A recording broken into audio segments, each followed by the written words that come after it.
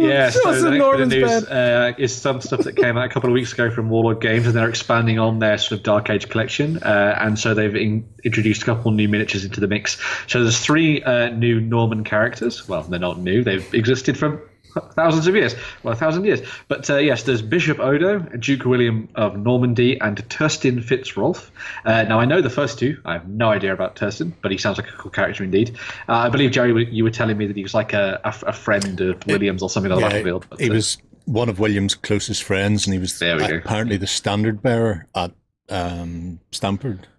Oh, right. So he should have a massive standard on that spear that he's waving there, which explains why it's so big. But yeah, they've introduced those three new characters in metal for you to go and pick up. And they've also done some extra stuff with some Saxon cavalry and also some slingers as well, which I thought was really cool. Right, hold on. Let's see the cav. And then you got some cavalry. Yeah, look at that. Sweet. I wanted to talk about these last week, but they came out so end at the tail end. They didn't make it in the show. But it ties in well with what we were talking about last week. On the backstage show, we were talking about how Saxon miniatures had moved over into Warlords. So Colin's been looking to do things like this for ages, but it's just finding the time to actually get them done and dusted.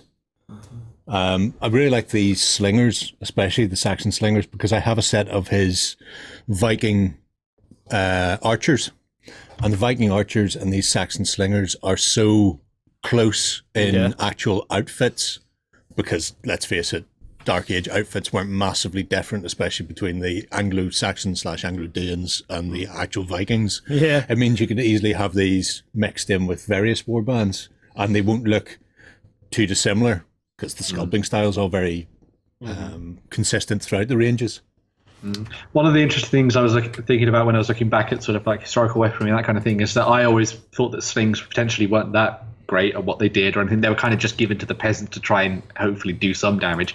But I was watching a show, I think it was a while ago, I think it was Mike Loads who did it, who's this amazing historian who talks about historical combat and stuff.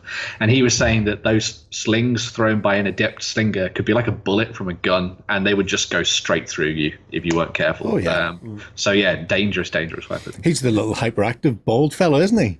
He is, love him. He is fantastic. Absolutely fantastic. There's nothing better than watching him get a couple of they weren't even draft horses. They were a couple of Romany horses that would pull their caravans around the place, and he decided he was going to show how good chariot combat was, and so he got these two together and was firing a bow off from the back of one of these as it tried to gallop along, and he's going, they're not a pair, they're not a team, normally these would be grown up together working as a team the whole time, these have no idea what they're doing, they're trying to pull against each other and go off, and he's still at the back of this throwing firing bows and throwing javelins all over the place. He's great. Is this on YouTube? No, yeah, it probably is what's now. The program? I haven't seen that one in years. He did a program that possibly is on YouTube at the moment. I think somebody might have found it. And I think it was called Weapons That Made Britain, and it is an absolutely fantastic show. He goes through swords, shields, spears. I know who we're talking about. Well, Yeah. So, He did some stuff with Bettany Hughes, but the whole sling thing, slings are absolutely deadly. Obviously, the whole find decent shaped rocks is always a good one, but some armies actually equipped them with lead and actually had cast lead bullets. Oh wow! So they were sort of oval shaped, so you weren't having to go and look for a stone that has the right shape. They would just cast lead shot, I didn't realize which is why the guns, when guns came in, the lead balls were called shot, because it was just the new way of firing the shot. From your sling shot to lead shot to bullets and blah. So I thought you just lumped a rock in it and went for it. I didn't realize you actually went for it. But if you could find different, particular shapes of better aerodynamics, which means they went further, they went faster, and were more accurate. I guess it's pretty obvious when you're trying to skip a stone. Exactly. Yeah. If you just throw a big rock and it just goes plump. I think if I remember right, I remember seeing a documentary where they were actually at a Roman site. Oh, the Romans were great. They used to write stuff on theirs. Yeah. Like, eat this. Yeah, there was one of them. The archaeologist picked it up and translated it and just went, "This actually reads, take that." So you could get a rock with your name on it. Yeah. Baldric.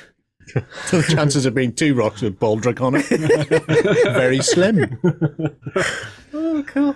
That's cool. Yeah, I'm really gonna loving get some those. slings now. I'm excited about it. Like, hang on, the number of times I've came into this office and found random weaponry, it's no. No, I'm not letting you get slings. I'm not going to get real slings. I'm going to get some slingers. Yeah. I'm not, Okay, I'm not going to run Slinger's out. not actually getting the weapon. No, I'm not going Apologies. to run out and start tying my socks together or anything weird. 'Cause, You like, only do that if you're going to walk on your balls. exactly. This half. Because you're not going to need your socks anymore.